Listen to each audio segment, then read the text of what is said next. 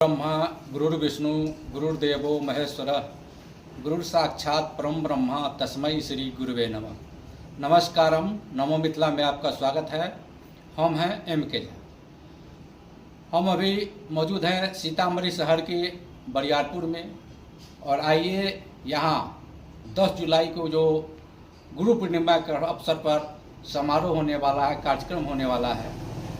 इस कार्यक्रम के संबंध में अभी हम मौजूद हैं विवेक आश्रम में। हमारे साथ मौजूद हैं गुरु संत विवेक दास जी महाराज और उनसे हम बातचीत करेंगे और जानेंगे कि गुरु पूर्णिमा क्यों मनाया जाता है, गुरु पूर्णिमा का महत्व क्या है और इस अवसर पर क्या क्या होगा।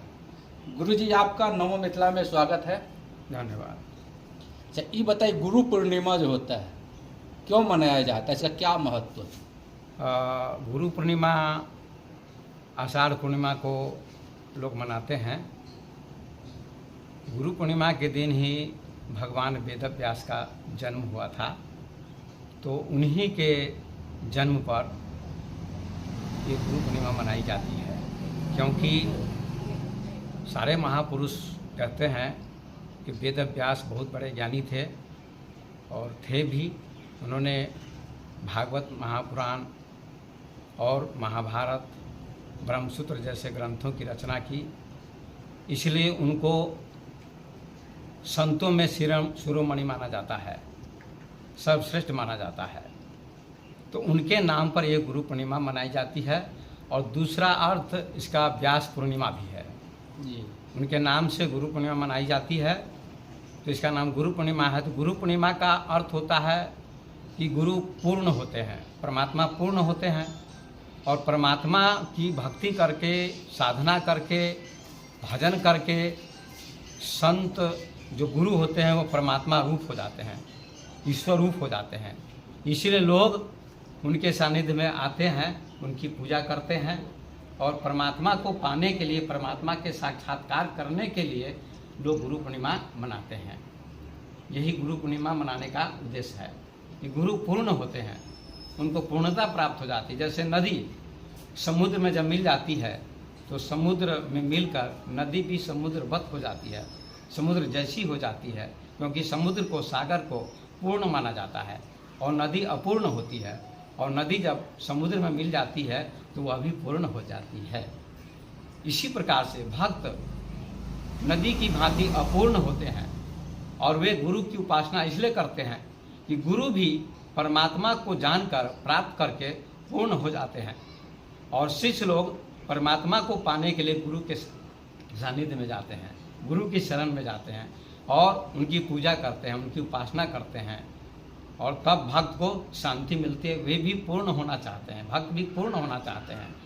क्योंकि पूर्ण परमात्मा को जानकर गुरु पूर्ण बन जाते हैं, तो शिष्य को भी पूर्ण परमात्मा की ओर वो ले जाते हैं, शिष्य को गुरु। इसीलिए गुरु पूर्णिमा मनाई जाती है। इसका उद्देश्य यही है। यानी बिना गुरु के मानव का जीवन अधूरा है। अधूरा है।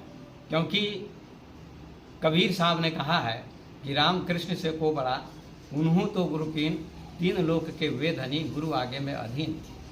राम और कृष्ण जैसे अवतारी पुरुषों ने भी गुरु का सानिध्य प्राप्त किया, गुरु की सेवा की, गुरु का सम्मान किया। इसीलिए गुरु की महिमा गाई जाती है, इसलिए गुरु पूर्णिमा मनाई जाती है। यह जो आयोजन करते हैं आप, मतलब लगभग 10-12 सालों से हो रहा है आयोजन। बिल्कुल बिल्कुल। तो इसमें आयोजन में क्या मतलब होगा, वहाँ विशेषता क्या होगा आयोजन का? आयोजन में लगभग 50 गांव के लोग आते हैं और 12 बजे से लगभग पूजा का कार्यक्रम होता है। हम वहाँ आसन पर विराजमान होते हैं, सैकड़ों लोग पंडाल में उपस्थित रहते हैं। जब मैं वहाँ जाता हूँ तो लोग खड़े होते हैं स्वागत में, और जब मैं बैठ जाता हूँ तो लोग पूजा करते हैं 1-2 घंटे, माल्यार्पण करते हैं, पूजा करते हैं। उसके बाद भजन वगैरह होता है, प्रवचन होता है, भक्त लोग भजन गाते हैं, कुछ लोग बोलते हैं गुरु के बारे में, गुरु की महिमा क्या होती है, गुरु पूर्णिमा क्यों मनाते हैं भक्त लोग, इसके बारे में भक्त लोग चर्चा करते हैं। और लास्ट में मेरा व्याख्यान होता है, 1 घंटा, सवा घंटा मैं व्याख्यान देता हूँ गुरु के संबंध में कि गुरु पूर्णिमा क्यों मनाई जाती है, इसका नाम व्यास पूर्णिमा भी है, गुरु पूर्णिमा भी है और गुरु पूजा भी है। इसके तीन नाम है। जी, पहला नाम है गुरु पूर्णिमा, दूसरा नाम है इसका व्यास पूजा और तीसरा नाम है गुरु पूजा। गुरु पूजा करने के बाद सब देवताओं की पूजा हो जाती है, क्योंकि महापुरुष ने लिखा है कि गुरु की पूजा कीजिए सब पूजा जहि माही, ज्यों जल सींचे मूल को शाखा पत्र अघाही। इसका अर्थ है कि पेड़ की जड़ में पानी दे देने से पूरा पेड़ सिंचित हो जाता है, पूरे पेड़ में पानी चला जाता है, पत्ते भी हरे भरे हो जाते हैं, पत्ते पत्ते पर पानी डालने की जरूरत नहीं पड़ती है।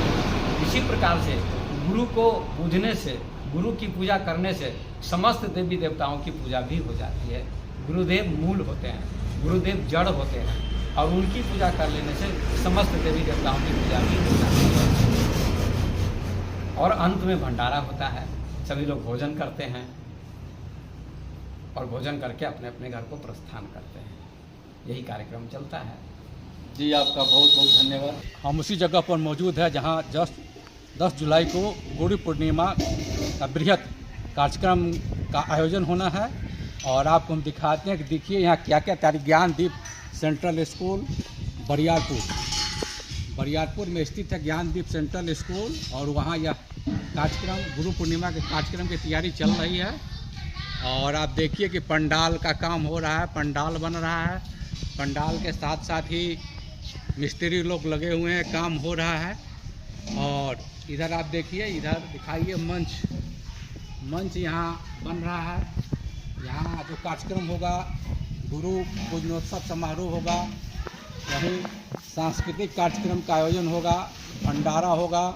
और ख़ास बात यह है कि यहाँ बड़ी संख्या में, लगभग हजारों हजार की संख्या में यहाँ लोग जुटते हैं, श्रद्धालु जुटते हैं, गुरु जी के शिष्य जुटते हैं और बृहद कार्यक्रम यहाँ होता है ज्ञानदीप सेंट्रल स्कूल बरियारपुर में, जिसकी तैयारी का खबर आपको हम दिखा रहे हैं। आप जो लोग भी खबर देख रहे हैं, सुन रहे हैं, निश्चित रूप से इस भव्य कार्यक्रम में आइए। बहुत ही शानदार और जानदार कार्यक्रम होने जा रहा है। आप लोग निश्चित रूप से इसमें आइए और गुरु जी के वचनों को सुनिए, वाणी को सुनिए और लाभ उठाइए। हमारे साथ मौजूद है जो टेंट का काम करवा रहे हैं, जामुन जी ठेकेदार हैं, आप ही का टेंट है? अच्छा, इसमें क्या सब काम कर रहे हैं आप?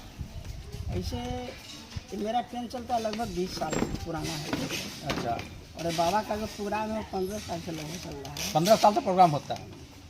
15 साल से मैं काम कर रहा हूँ। प्रोग्राम आप ही कवर करते हैं 15 साल से? 15 साल से। अच्छा, क्या सब होता है यहाँ? यहाँ जो है महाराज जी का जो भी मतलब इनका जो मतलब कि जो चेला सब है, जो भी जहाँ अपना है, नेपाल से लेके इंडिया तक ले बॉर्डर साइड पर तो सब आते कर ले आएंगे और बाबा का प्रवचन होगा, इसमें वो अपना आनंद लाभ उठाएंगे, प्रवचन सुनेंगे। धार्मिक कार्यक्रम है, अच्छा लगता है। इसके बाद सबको बाल भोग से लेकर राजभोग, दुनिया का वाला जो भी होता है, खाने पीने में भी कोई प्रॉब्लम नहीं होता है। 1500-2000 आदमी जाते हैं और साल का एक प्रोग्राम होता है ना, और बहुत अच्छा ढंग से होता है। हम लोग जहाँ तक होता है मिला जुला कर काम कर देते हैं, इनको सहयोग के तौर पर मानिए जो भी है। तो इसमें भी आप सहयोग के तौर पर ही काम हाँ, करते हैं? सहयोग तौर पर नहीं, काम कर सकें 20-25 हज़ार रुपया लेते हैं, लेकिन उतना मिलता नहीं है। भाड़ा वगैरह सब ले उधर जो मिल गया एडजस्ट करके हम बाबा को प्रोग्राम करवाते हैं। यानी कि सहयोग करते हैं आप लोग। ठीक है, आपका बहुत बहुत धन्यवाद।